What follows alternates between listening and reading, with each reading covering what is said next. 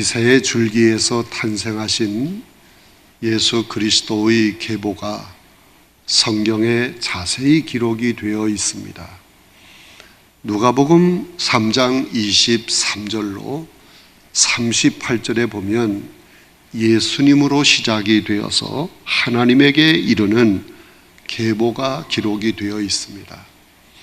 마태복음 1장 1절로 17절에는 아브라함으로부터 시작을 해서 예수님에게 이르는 예수님의 계보가 기록되어 있습니다. 그리고 예수님의 계보가 더 광범위하게 기록된 곳은 역대기서입니다. 우리는 성경 여러 곳에 기록된 예수님의 계보를 통해서 예수님이 어떤 분이신가 하는 것을 알 수 있습니다. 성경에 있는 예수님의 계보가 주장하는 것이 무엇이겠습니까? 그것은 예수님의 근본이 하나님이시다 하는 것을 말씀해 주고 있는 것입니다. 예수님은 하나님의 아들이시면서도 아담의 계보, 아브라함의 계보, 다윗의 계보를 통해서 육신을 입으시고 이 세상에 오셨다는 것입니다. 이것은 매우 중요한 의미를 지니고 있습니다. 본문 1절 말씀에 보면 이새의 줄기에서 한 싹이 나며라는 말씀이 있습니다. 여기서 이새의 줄기라고 하는 것은 아브라함의 계보를 말씀하고 있는 것입니다. 아브라함은 믿음의 조상으로서 이스라엘 민족의 시조가 되는 분이십니다. 이 이스라엘 민족은 어떤 민족이며 어떤 특수성을 가지고 있는가? 몇 가지 우리가 살펴볼 수 있는데, 첫째, 이스라엘 민족은 유랑민족이다 하는 것을 말씀드릴 수 있습니다. 아브라함은 티그리스 유프라데스 강 유역 메소포타미아의 갈대아 우르 출신입니다. 이 메소포타미아는 고대 문명의 4대 발상지로서 그 문명이 아주 찬란했던 곳입니다. 그러나 하나님께서 보실 때 그곳은 선하지 못하였습니다. 왜냐하면 그곳은 우상 중심의 문명이었기 때문인 것입니다. 그래서 하나님은 아브라함과 그의 아버지 데라를 그곳에서 불러내셔서 가나안 땅으로 가게 하셨던 것입니다. 하나님은 아브라함을 유목민이 되게 하셨습니다. 그의 아들 이삭도 역시 유목민의 생활을 한 것입니다. 이삭의 아들 야곱도 마찬가지로 유목민 생활을 하였습니다. 그들은 요사이로 말하면 베드윈족 또는 다른 표현으로 집시와 같은 그런 삶을 살았던 것입니다. 야곱은 아들들을 거느리고 요셉이 총리로 있는 애굽으로 갔습니다. 그들은 애굽에서 큰 민족을 이루는 선민 이스라엘이 되었던 것입니다. 그러나 그들은 그곳에서 430년 동안 노예 생활을 하게 되었습니다. 그러다가 모세의 인도로 출애굽을 하게 되었습니다. 그리고 약속의 땅 가나안에 들어가서 이스라엘 왕국을 세운 것입니다. 이스라엘의 초대 왕이 누굽니까?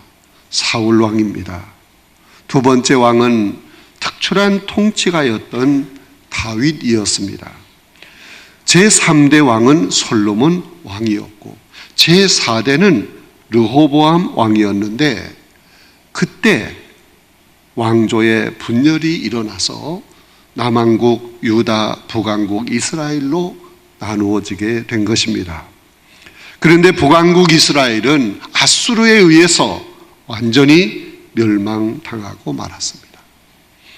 그러나 남왕국은 그 후에 바벨론에게 멸망을 당했습니다. 바벨론으로 끌려간 유다 백성들은 약 70년 동안 포로 생활을 하게 되었습니다. 그러다가 파사의 고레스 왕에 의해서 해방이 되어 귀국하게 되었습니다. 그러나 그 유다는 또다시 그리스와 로마의 지배를 받게 된 것입니다. 그로 인해서 유다의 예루살렘은 완전히 파괴되었고 로마의 속국이 되었던 것입니다.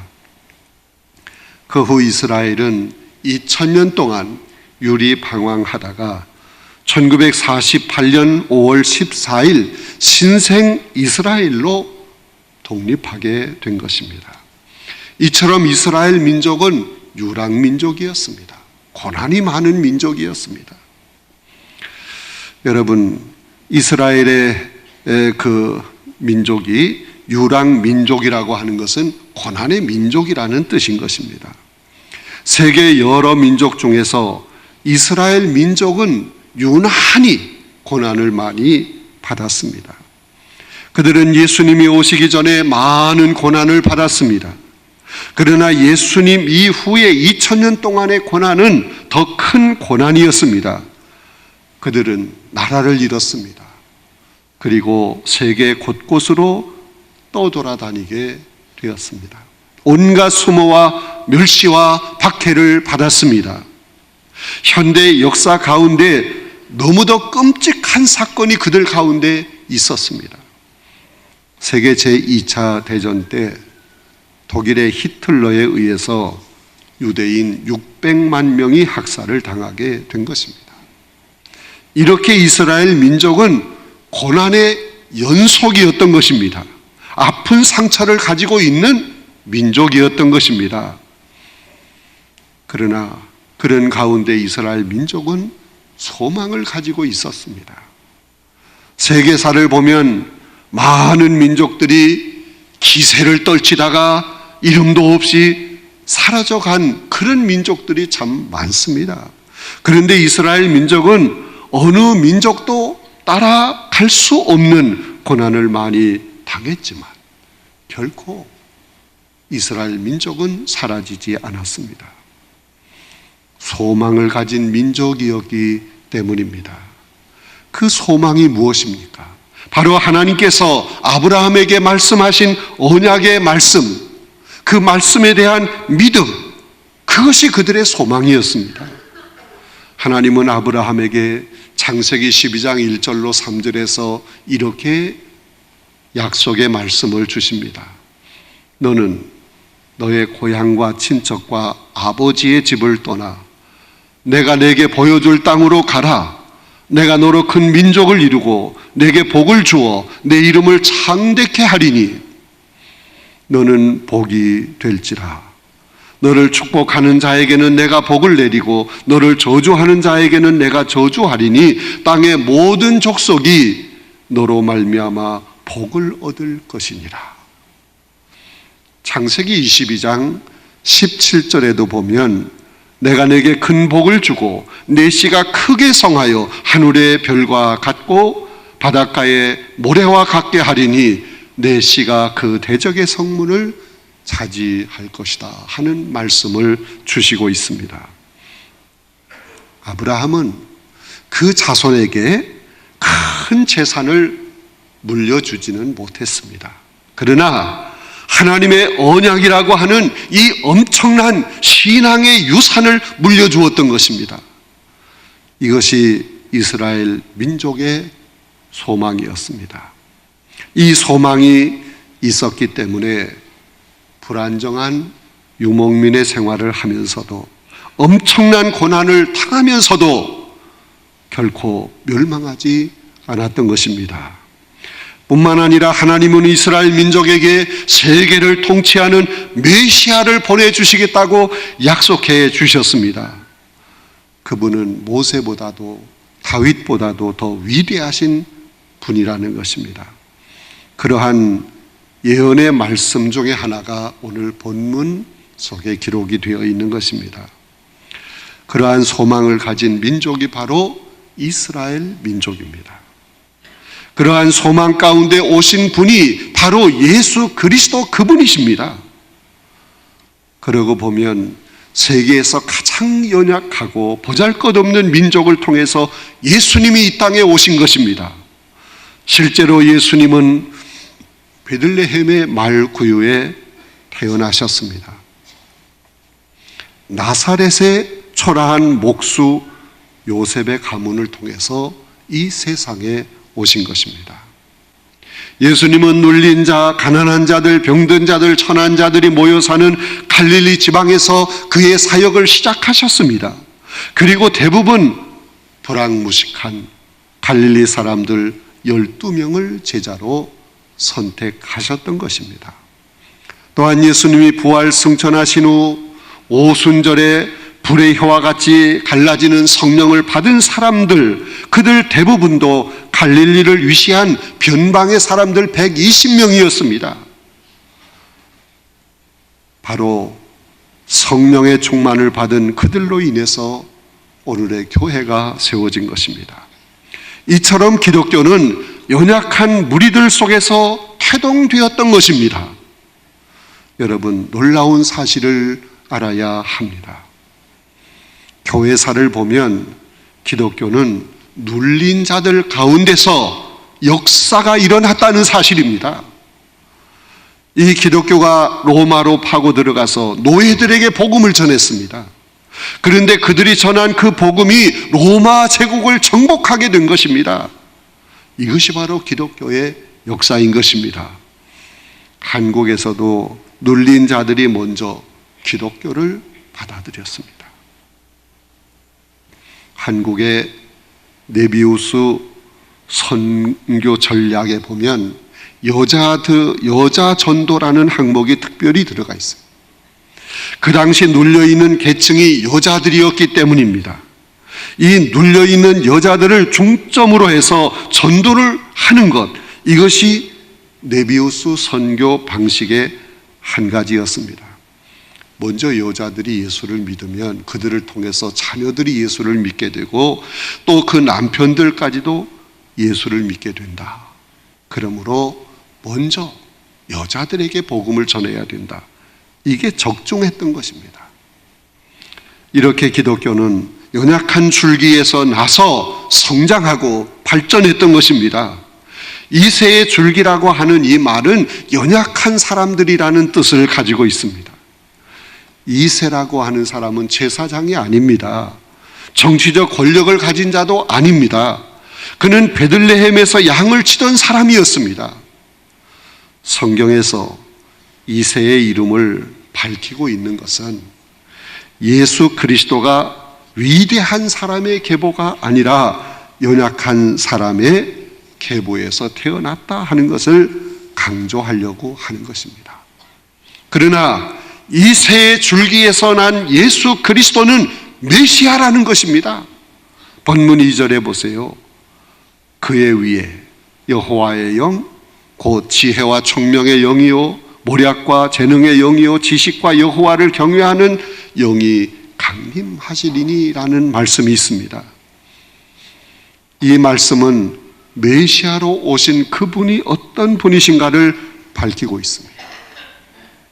메시아로 오신 그분은 하나님의 영이신데 지혜와 총명의 영이요 모략과 재능의 영이요 지식과 여호와를 경외하게 하는 영이라고 말씀하고 있습니다. 이것은 우리에게 아주 중요한 의미를 주고 있는 것입니다. 예수님은 하나님의 지혜와 총명을 가지고 이 땅에 오신 하나님이시라는 말씀인 것입니다. 그리고 예수님이 십자가에서 죽으시고 부활 승천하신 후에 성령까지 보내주신 것입니다. 그러므로 오늘날 우리 기독교는 성령이 역사하는 종교라고 말할 수 있습니다. 성령이 무엇입니까? 성령은 그리스도의 영이십니다. 그리스도의 영은 곧 하나님의 영이십니다. 성도인 우리는 바로 이 성령을 받아야 합니다. 충만히 받아야 합니다. 오늘날 예수님을 믿는 사람들이 잘 살고 번영하는 이유가 무엇입니까? 성령이 주시는 지혜를 받았기 때문에 그런 것입니다. 여러분, 하나님 앞에 우리가 무엇이든지 기도할 수 있어요. 하나님, 제가요 돈이 좀 필요합니다. 돈을 좀 주세요. 이렇게 기도하면 하나님께서 갑자기 어디서 돈이 막 쏟아져 들어오는 이런 것으로 응답해 주시는 것이 아닙니다. 하나님은 지혜로 응답해 주십니다. 돈을 벌 수 있는 지혜를 주시는 것입니다. 명예를 구하면 명예를 얻을 수 있는 지혜를 주시는 것입니다. 정치인이 기도하면 국정을 잘 수행할 수 있는 지혜를 주시는 것입니다. 자식의 입학을 위해서 기도하면 하나님께서 입학 그 자체를 선물로 주시는 것이 아니고 입학할 수 있는 지혜를 주시는 것입니다. 여러분, 기독교를 믿는 나라가 잘 사는 이유가 있습니다. 분명한 이유가 있습니다. 하나님께서 지혜를 주시기 때문에 잘 사는 거예요. 오늘 우리나라가 이만큼 잘 살게 된 이유가 있습니다. 저절로 그렇게 된 게 아니에요. 우리나라 곳곳에 교회가 세워져 있고 이 교회마다 하나님께 기도하는데 새벽에 나와서 나라와 민족을 위해서 기도합니다. 또한 집에서 기도할 때도 나라와 민족을 위해서, 예배 드릴 때도 대표 기도하는 분이 나라와 민족을 위해서 기도하잖아요. 하나님께서 기도하는 이 민족에게 지혜를 주신 줄로 믿습니다. 오늘 우리가 가지고 있는 소중한 자원이 무엇입니까? 두뇌입니다. 두뇌가 뭐예요? 지혜입니다. 우리 한국 사람들의 두뇌는 하나님께로부터 온 지혜인 것입니다. 여러분, 하나님은 말씀을 통해서 지혜를 주십니다. 본문 3절 4절에 보면 그가 여호와를 경외함으로 즐거움을 삼을 것이며 그의 눈에 보이는 대로 심판하지 아니하며 그의 귀에 들리는 대로 판단하지 아니하며 공의로 가난한 자를 심판하며 정직으로 세상의 겸손한 자를 판단할 것이며 그 입의 막대기로 세상을 치며 그 입술의 기운으로 악인을 죽일 것이다 하는 말씀이 있어요. 여기서 그 입의 막대기는 하나님의 말씀을 가리키는 것입니다. 예수님께서는 하나님의 말씀인 막대기를 가지고 이 세상에 오신 것입니다. 그러므로 예수님은 말씀으로 놀라운 기적을 보여주셨습니다. 그리고 예수님께서 승천하실 때 그 하나님의 말씀을 하나님의 교회에 위탁해 주신 것입니다. 그러므로 교회가 가지고 있는 사명들 가운데 가장 중요한 사명은 하나님의 말씀이에요. 성도인 우리는 예수님이 위탁해 주신 그 하나님의 말씀을 세상에 전할 사명이 있는 것입니다. 그 사명을 감당하기 위해서는 우리는 여러 가지 방법으로 하나님의 말씀을 우리의 마음에 담아야 합니다. 어떻게 마음에 담을 수 있습니까?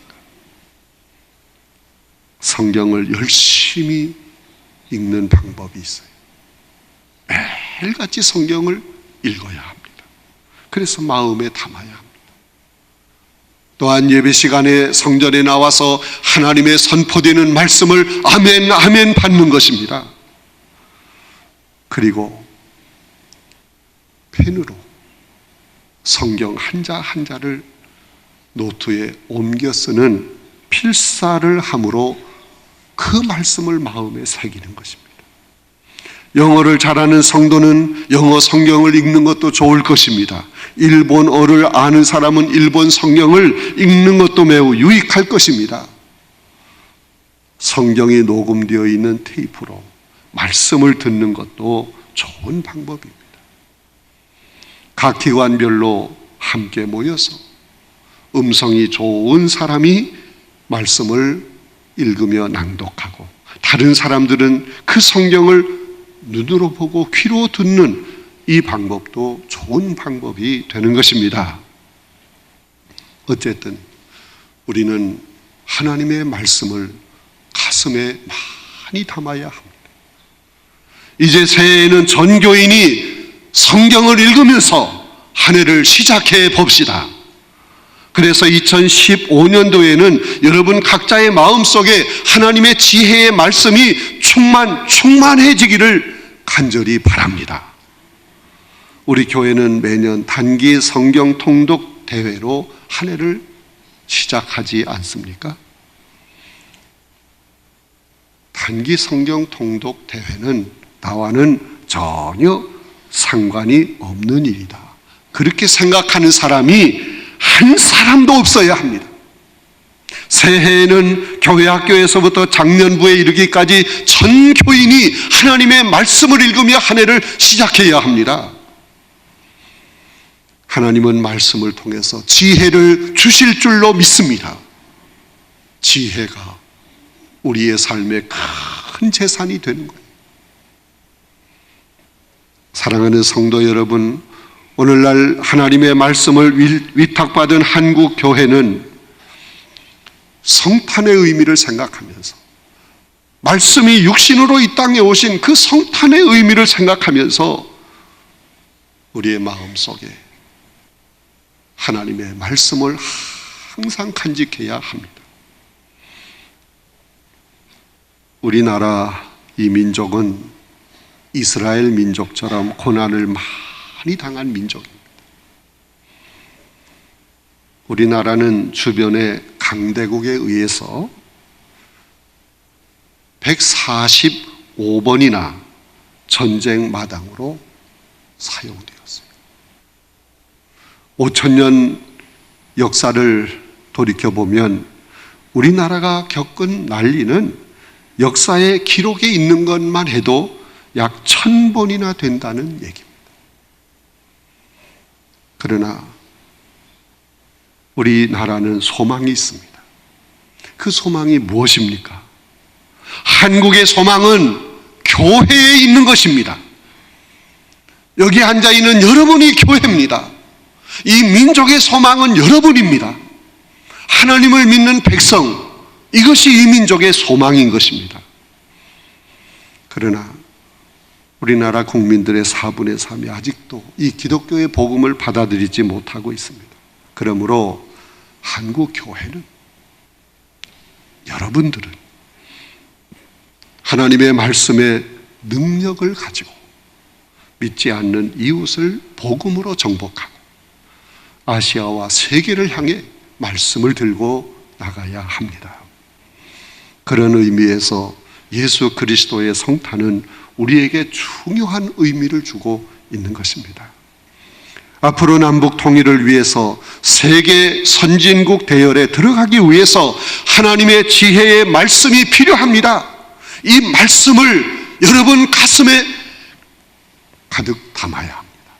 언제나 그 말씀이 여러분 속에 충만해야 합니다.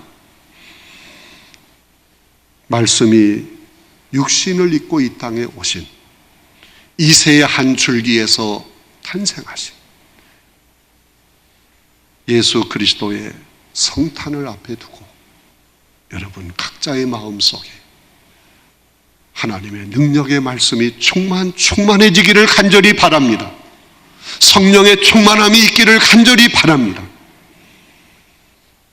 그래서 하나님께 영광을 돌리고 여러분을 통해서 하나님의 계획하신 뜻이 이 땅에 이루어지므로 여러분의 삶이 빛이 나고 하늘의 상급을 쌓는 놀라운 은혜로운 삶을 살아갈 수 있기를 간절히 바랍니다.